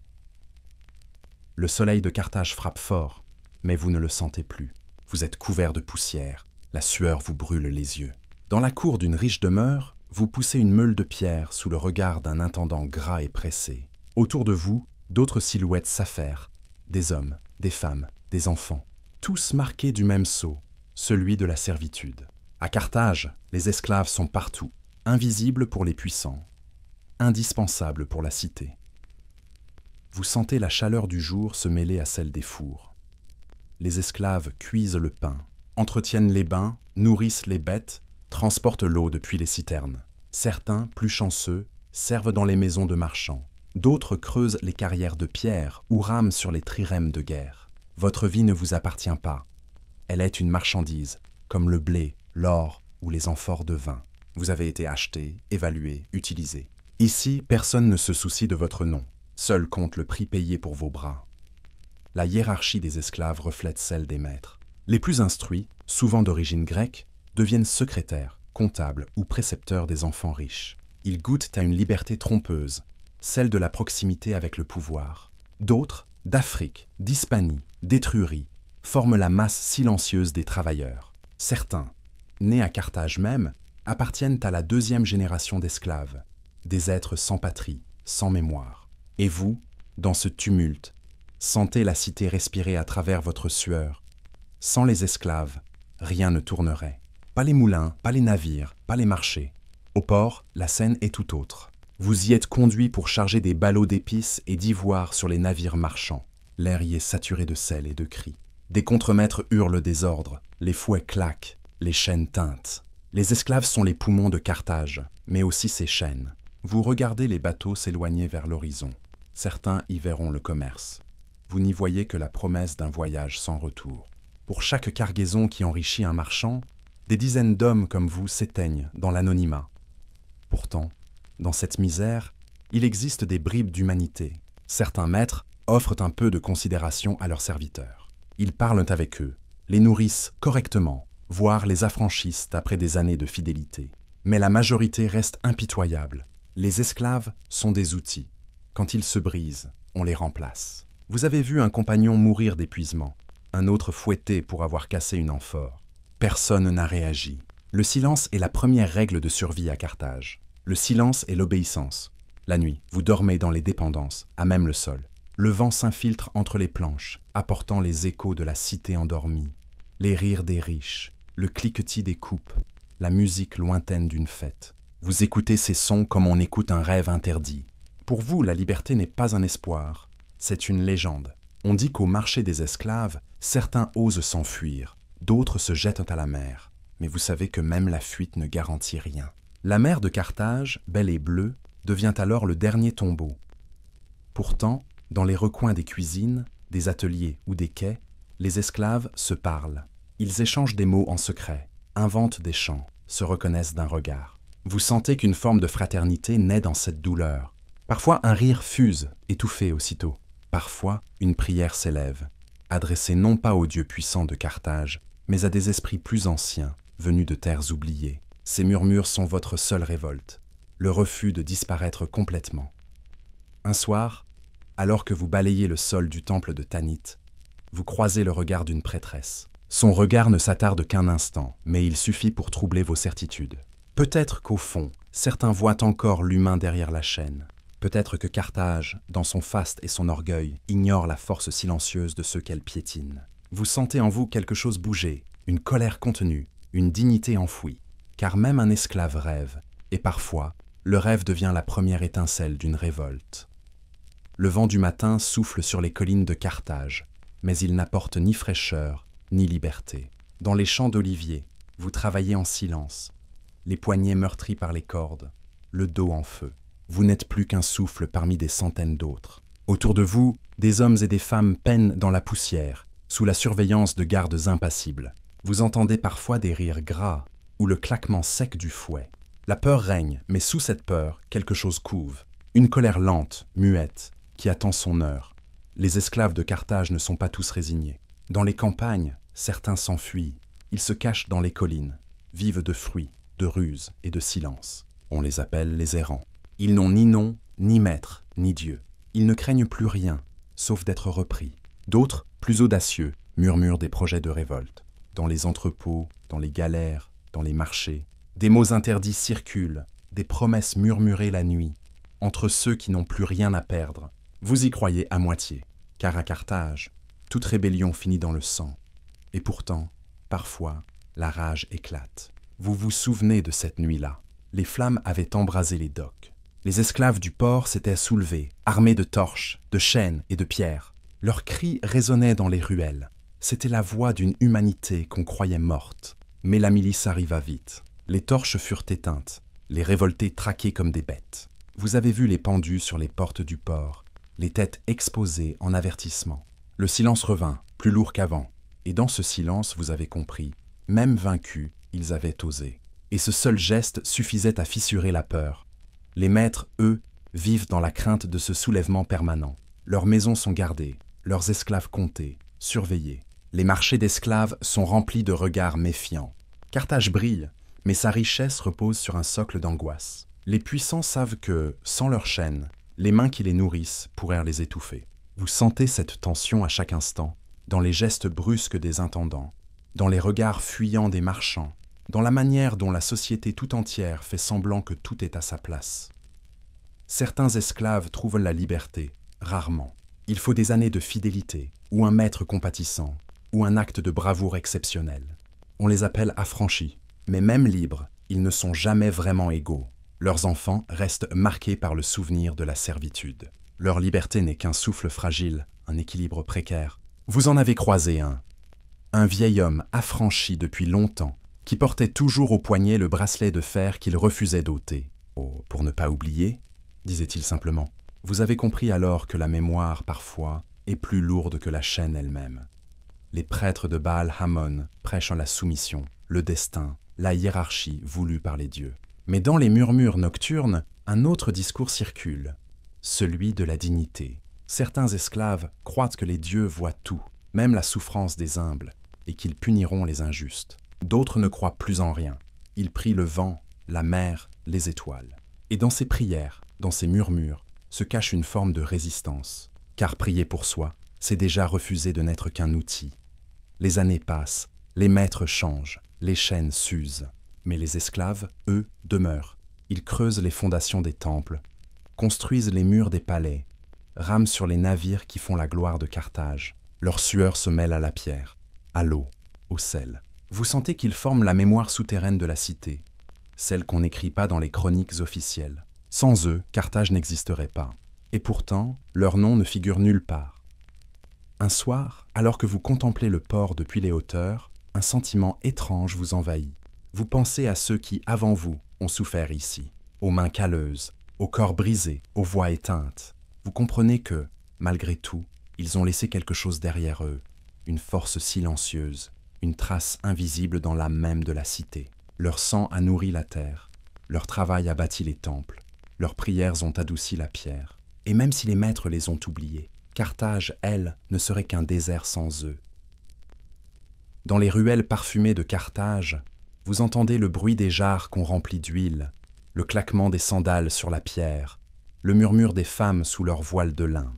Vous avancez entre les murs ocre, le soleil écrasant se reflétant sur les mosaïques. Ici, dans cette cité marchande où l'or et les encens circulent, les femmes sont à la fois partout et nulle part. Elles animent la cité par leur travail, leurs prières, leurs enfants.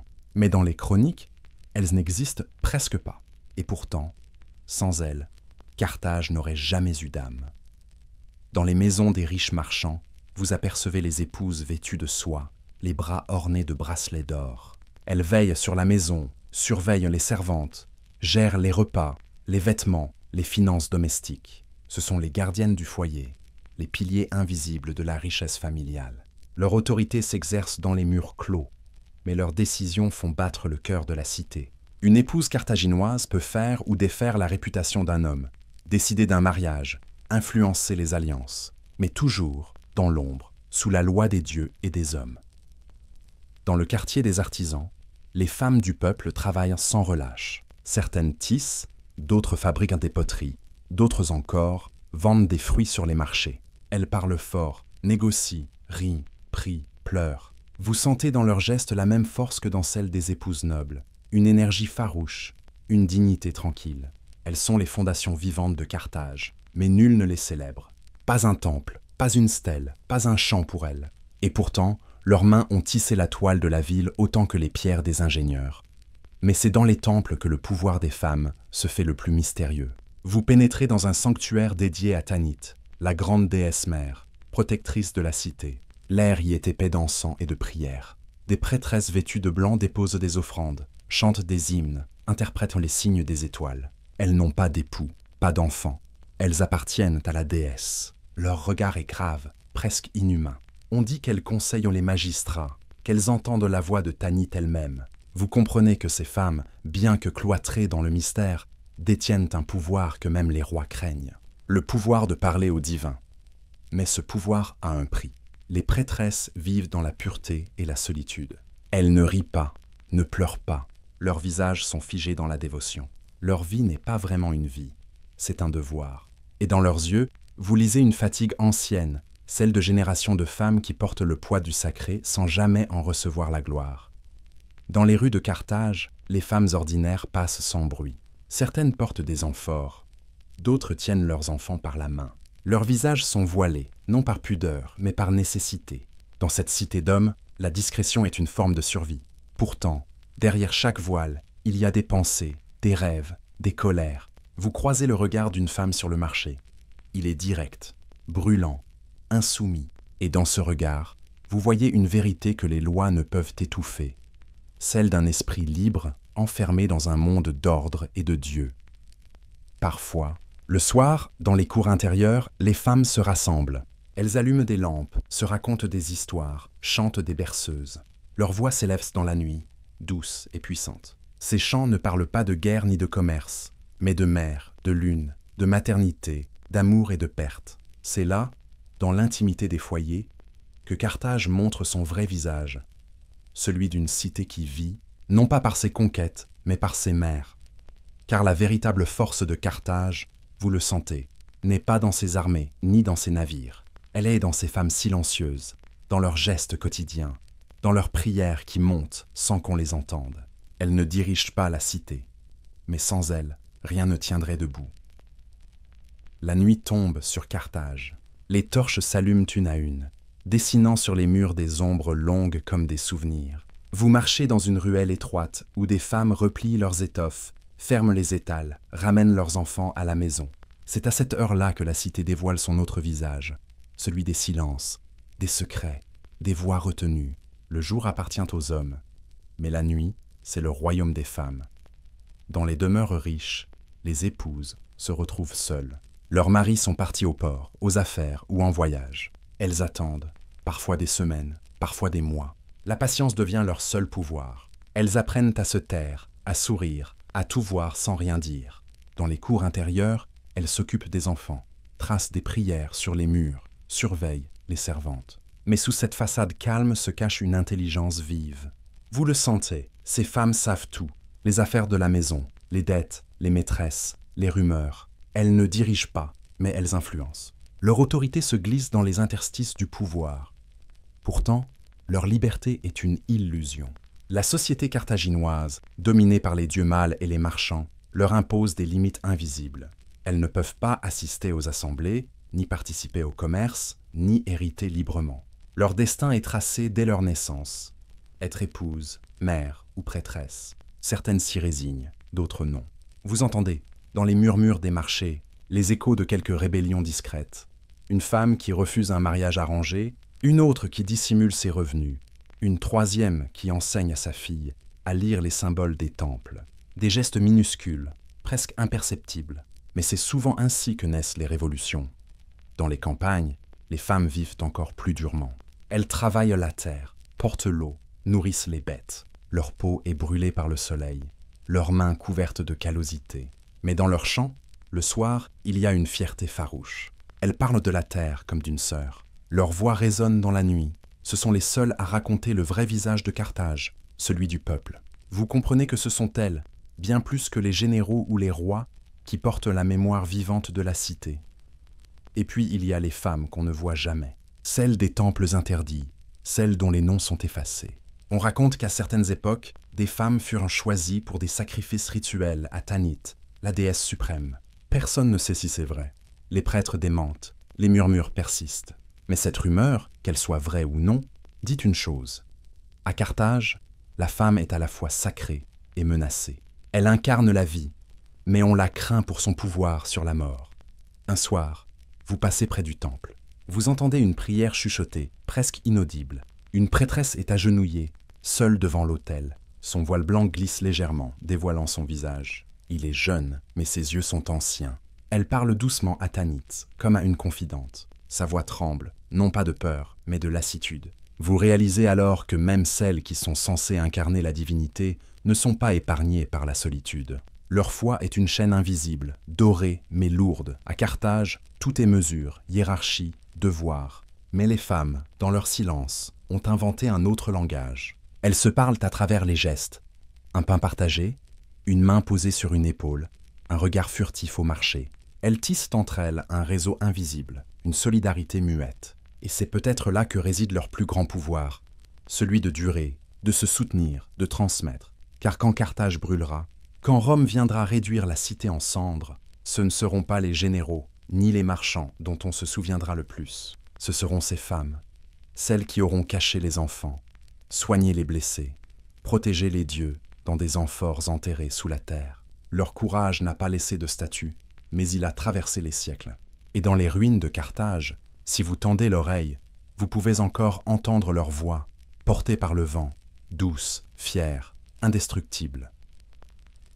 Le vent venu de la mer porte une odeur étrange. Ce n'est plus celle du sel ni du parfum des épices, mais celle, âcre et lourde, de la peur. Vous êtes à Carthage, et quelque chose, dans l'air, vous dit que la fin approche. Les cris du port ont changé. Ce ne sont plus ceux du commerce, des négociations, des marchands. Ce sont des ordres, des prières, des pleurs. Rome arrive, et même les murs de la cité semblent le savoir. Depuis les tours, vous apercevez l'horizon. Au loin, la mer est sombre, couverte de points noirs qui grossissent peu à peu. Les navires de la République. Des dizaines, des centaines, une marée de bois et de fer. Leurs voiles rouges se gonflent comme des blessures. Autour de vous, la population s'agite. Les vieillards prient Tanit, les femmes rassemblent les enfants, les soldats affûtent leurs lances. Carthage, jadis reine des mers, n'est plus qu'un navire blessé, encerclé de tous côtés. Les prêtres proclament que la déesse ne laissera pas la cité tomber. On allume des torches dans les temples, on sacrifie aux dieux, on promet la victoire. Mais dans vos entrailles, vous sentez une vérité que les prières ne peuvent étouffer. Les dieux se taisent. Et quand les dieux se taisent, les hommes tremblent. La nuit, les torches rouges de l'armée romaine brillent au loin. Leur campement entoure Carthage comme un collier de feu. Vous entendez le grondement sourd des catapultes qu'on assemble, le claquement du métal, le piétinement des légions. À l'intérieur des murs, la peur se transforme lentement en rage. Les habitants de Carthage jurent qu'ils ne fuiront pas. Ils ont juré de mourir debout. Vous marchez dans les ruelles où tout respire la tension. Des hommes clouent des planches sur les portes, des enfants transportent des jarres d'eau, des femmes préparent du pain noir pour les soldats. Dans les regards, il n'y a plus de distinction entre riches et pauvres, esclaves ou maîtres. Tous partagent la même angoisse. La guerre, cette fois, ne viendra pas des mers lointaines. Elle frappera ici, au cœur même de la cité. Les jours passent, lourds et étouffants. Les vivres diminuent. Les rumeurs se propagent comme des incendies. Certains disent que Rome ne veut plus négocier, qu'ils ont juré d'effacer Carthage jusqu'à son nom. Vous voyez les visages se fermer, les mains trembler. On creuse des tranchées, on érige des barricades, on fabrique des flèches avec le bois des bateaux désarmés. Chaque matin, la même phrase revient dans toutes les bouches. Nous tiendrons. Mais comment tenir face à Rome? Les premiers affrontements éclatent au port. Les légions romaines avancent comme une marée implacable. Leurs machines de guerre grondent, lancent des blocs de pierre qui écrasent les toits et pulvérisent les remparts. Vous sentez le sol trembler sous vos pieds. Les murs de Carthage saignent. Pourtant, personne ne fuit. La cité tout entière semble animée par une seule volonté, ne pas tomber sans combattre. La nuit, dans le temple de Baal Amon, des femmes viennent prier en silence. Leurs visages sont couverts de suie, leurs mains tachées de sang. Elles ne demandent plus la victoire, elles demandent le courage. Elles savent que le lendemain, tout peut finir. Un matin, le soleil se lève sur une ville changée. Le ciel est rouge, les toits sont noirs. Les corbeaux tournent au-dessus des tours éventrées. Les rues sont jonchées de débris, les statues brisées. Et pourtant, vous sentez encore battre un cœur dans ces ruines, celui du peuple carthaginois qui refuse de plier. Même acculés, affamés, blessés, ils chantent encore pour leur Dieu. Un chant grave, lent, magnifique, qui monte dans la lumière du matin comme une dernière prière. C'est le chant d'un peuple qui s'apprête à mourir, mais qui veut que le monde se souvienne de lui. L'aube s'est levée, mais le soleil ne brille plus. Le ciel au-dessus de Carthage est gris, épais, chargé de cendres. Vous avancez dans des ruelles où l'air est lourd, presque solide. On dirait que même la lumière hésite à entrer. Les Romains ont lancé l'assaut, et tout ce que vous connaissez s'effondre. Les catapultes rugissent, projetant dans le ciel des blocs de pierre qui retombent sur les maisons comme des éclairs inversés. Les murs se fendent, les toits s'écroulent, les cris se mêlent au fracas du feu.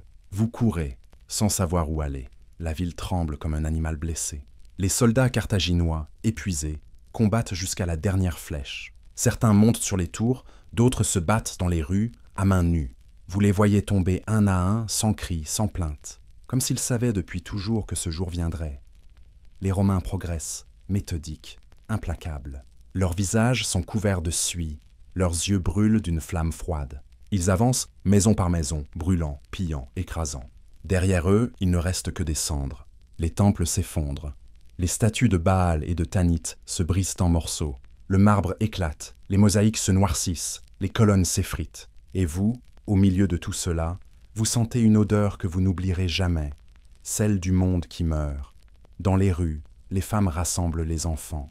Certaines prient, d'autres hurlent, d'autres se jettent dans le feu pour échapper à l'esclavage. Les prêtresses du temple de Tanit jettent les reliques sacrées dans les flammes, pour qu'aucune main romaine ne les profane.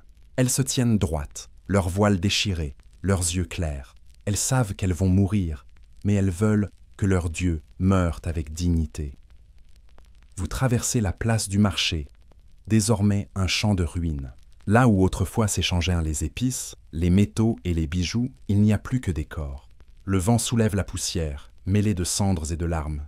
Carthage, jadis reine des mers, n'est plus qu'un souvenir qui brûle. Les Romains, désormais maîtres des murs, allument leurs torches dans les temples. Le feu se propage lentement, comme une bête vivante. Il dévore tout, les portes, les étendards, les dieux eux-mêmes. Des colonnes s'effondrent dans un rugissement.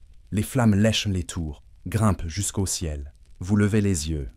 La nuit entière semble en feu. Au milieu des cris, un silence se fait. Il ne reste plus que le crépitement du bois et le fracas des pierres qui s'écroulent. La mer, elle-même, reflète le brasier. Et dans ce reflet rougeoyant, vous voyez s'éteindre le monde que vous connaissiez. Quand le feu finit par retomber, il ne reste que la poussière et la cendre. Les Romains errent parmi les décombres, cherchant de l'or, des survivants ou des esclaves. Ils ne trouvent que des ombres. Les habitants de Carthage sont morts debout ou ensevelis sous leurs maisons. Le sol lui-même semble gémir sous leurs pas. Vous marchez à travers les ruines. La chaleur des pierres brûlées monte à vos pieds, comme si la ville refusait encore de refroidir. Entre deux colonnes noircies, vous apercevez un enfant, assis, immobile, un morceau d'amphore entre les mains. Il vous regarde, sans un mot, avec ce regard d'après la fin du monde. Vous comprenez alors que Carthage ne disparaîtra jamais vraiment, parce qu'il reste toujours quelqu'un pour se souvenir. Et des siècles plus tard, quand le vent soufflera sur ces ruines, quand les voyageurs viendront chercher le fantôme de la cité perdue, ils trouveront encore des fragments de vie, une mosaïque, un bijou, un nom gravé à demi effacé. Ils comprendront que Carthage, même détruite, n'a pas cédé. Elle a brûlé, mais elle n'a pas plié. Carthage n'est pas morte dans le feu. Elle est morte dans la fierté. Et cette fierté, vous la sentez encore dans l'air, dans la mer, dans la pierre. Un écho lointain, mais indestructible. Un dernier souffle venu du fond du temps. Le feu s'est éteint depuis longtemps. Les cendres se sont mêlées au sable. La mer a lavé le sang, et le vent a dispersé la poussière des ruines. Pourtant, si vous marchez aujourd'hui sur la côte où s'élevait jadis Carthage, quelque chose demeure. Un silence qui n'est pas tout à fait un silence. Un souffle, presque imperceptible, venu du passé. Les Romains ont rasé la cité pierre par pierre, salé ses terres pour qu'aucune vie n'y repousse. Ils ont effacé les noms, brûlé les archives, détruit les temples. Mais rien ne peut effacer une mémoire. Carthage a cessé d'exister sur la carte, mais pas dans les esprits. Et ce souvenir, vous le sentez. Il flotte encore au-dessus de la mer Méditerranée, comme un fantôme lumineux. Les premiers à raconter la fin de Carthage furent les vainqueurs. Rome transforma son ennemi en légende. Les auteurs latins, de Tite-Live à Appien, décrivirent la chute avec une fascination glacée, mêlant horreur et admiration. Ils disèrent que Carthage était un avertissement. La grandeur mène toujours à la ruine. Mais derrière leurs mots, vous percevez autre chose, une peur. La peur de l'ombre qu'ils avaient tenté d'effacer, mais qui continuait de les suivre. Carthage vivait encore, dans leurs cauchemars. Pourtant, ce sont les peuples du Sud, les descendants des marchands et des pêcheurs, qui ont réellement gardé le souvenir de la cité. Dans les villages de Tunisie, de Sicile et d'Espagne, les anciens racontaient encore l'histoire des hommes de la mer. Des récits murmurés au coin du feu, des chants transmis d'une génération à l'autre. Ils disaient que Carthage n'était pas seulement tombée, elle s'était cachée, que son esprit voyageait désormais sur les vagues, mêlé au souffle du vent et au sel de la mer, et qu'un jour, peut-être, elle renaîtrait. Vous avancez sur une colline, là où se dressait jadis la colossale Byrsa. Sous vos pieds, les pierres anciennes dorment. Certaines portent encore des traces de bas-relief, d'autres des marques de feu. Le temps les a polies, mais elles respirent encore. Chaque pierre, chaque éclat de poterie, chaque morceau de mosaïque semble raconter une histoire différente, un fragment de cette civilisation engloutie.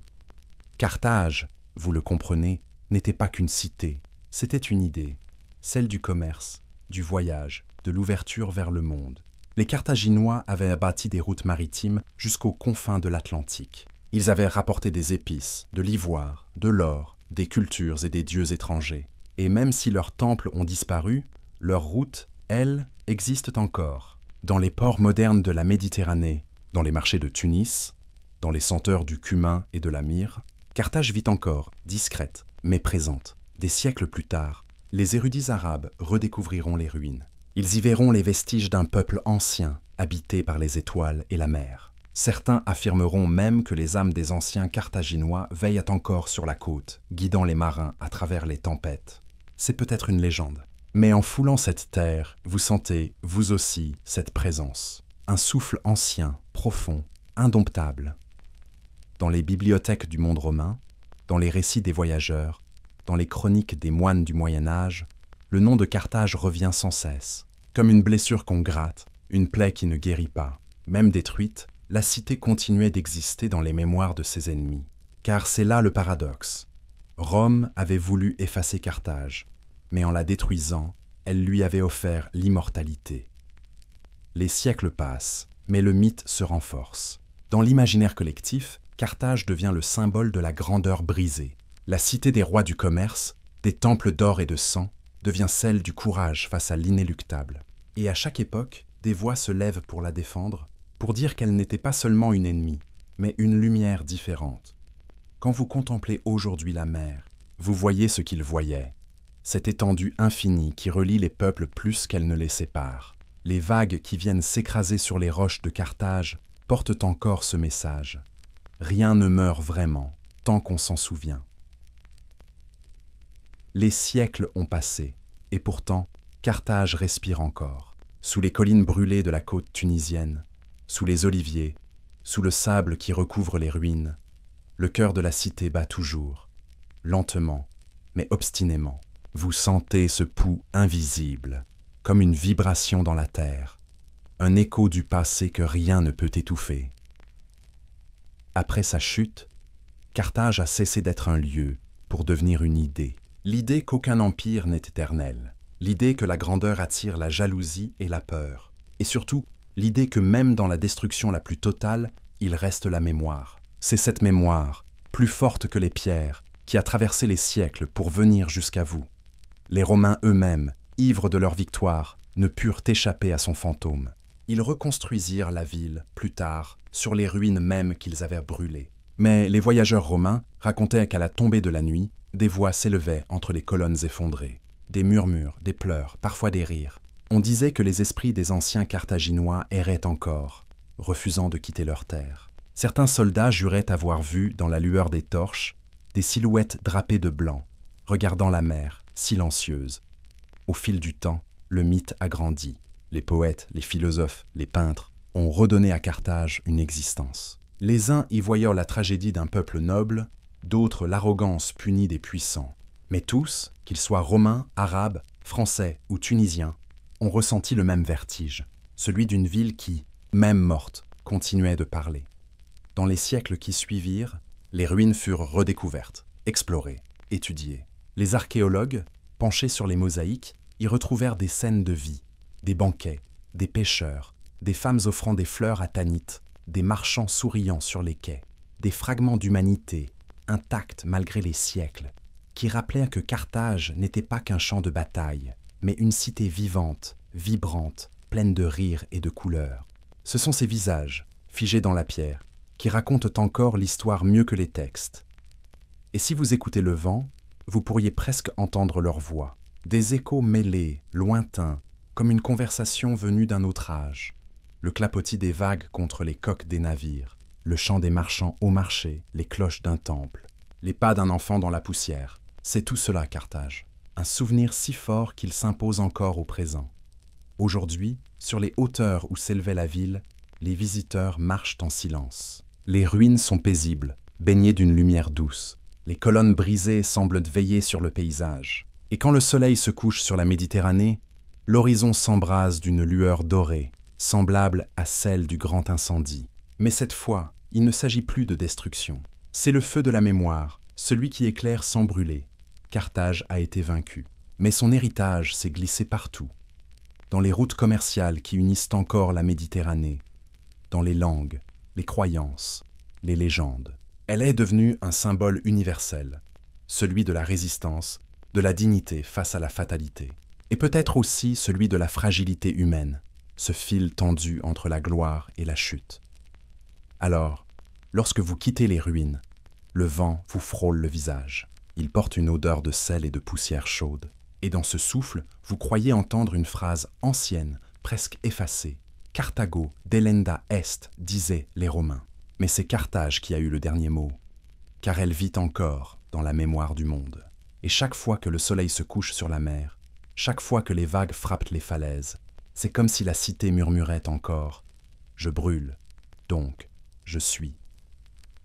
Le vent s'est levé. Il passe entre les ruines de Carthage, effleurant les colonnes, caressant les pierres brûlées, glissant sur les mosaïques brisées. Vous êtes là, seul, debout, à contempler ce qu'il reste de la cité qui fit trembler Rome. Autour de vous, tout semble figé. Le silence, la mer, le soleil qui descend lentement sur l'horizon. Et pourtant, tout respire encore. Carthage n'est pas morte, elle sommeille. Dans les murmures du vent, vous entendez les échos du passé. Les clameurs du port, le fracas des marteaux dans les arsenaux, les cris des marchands vantant les épices et l'or. Vous croyez voir des silhouettes passer, drapées dans des étoffes éclatantes, portant sur leur visage le calme de ceux qui dominent le monde. Chaque grain de sable semble porteur d'une histoire, chaque pierre d'une mémoire. C'est cela, le miracle des civilisations disparues. Elles ne s'effacent jamais vraiment. Elles se transforment en murmures que le temps n'ose pas faire taire. Carthage fut une cité de contradictions, à la fois pieuse et impitoyable, riche et cruelle, raffinée et guerrière. Elle commerçait avec tout le monde, mais se méfiait de tous. Elle bâtissait des temples pour les dieux, tout en sacrifiant ses enfants à leurs flammes. Elle a connu la gloire, puis l'oubli, puis la légende. Et dans cet enchaînement tragique, elle a trouvé l'éternité. Vous le comprenez maintenant.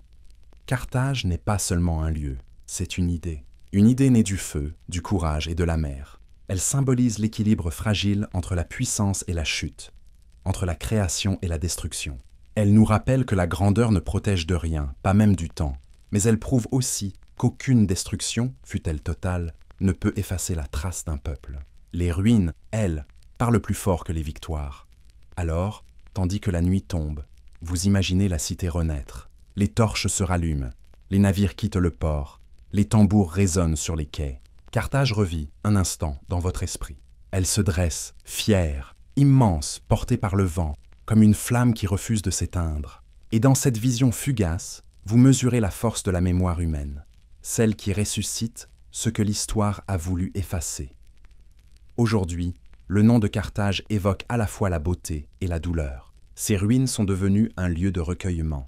Les voyageurs y marchent en silence, comme dans un sanctuaire. Ils prennent des photos, mais aucun appareil ne saisit vraiment l'essence du lieu. Car ce qu'ils capturent, ce n'est pas un paysage, c'est un souffle, une présence, un fantôme. Le fantôme d'une cité qui a traversé le feu pour devenir immortelle. Et vous, en quittant ce lieu, vous sentez que quelque chose en vous a changé. Peut-être parce que vous venez de comprendre que le passé n'est pas derrière nous. Il vit autour de nous, dans la pierre, dans les mots, dans le regard des peuples qui se souviennent. Carthage n'est pas un souvenir figé, c'est une leçon de fierté, de courage et de démesure. Elle nous rappelle que la fin d'un monde n'est jamais qu'un commencement invisible. Alors, la prochaine fois que vous regarderez la mer, écoutez bien le vent. Vous y entendrez peut-être un chuchotement, un écho lointain, chargé de sel et de feu, venu du fond des âges. Et ce murmure dira « Je suis Carthage. J'ai brûlé, mais je vis encore.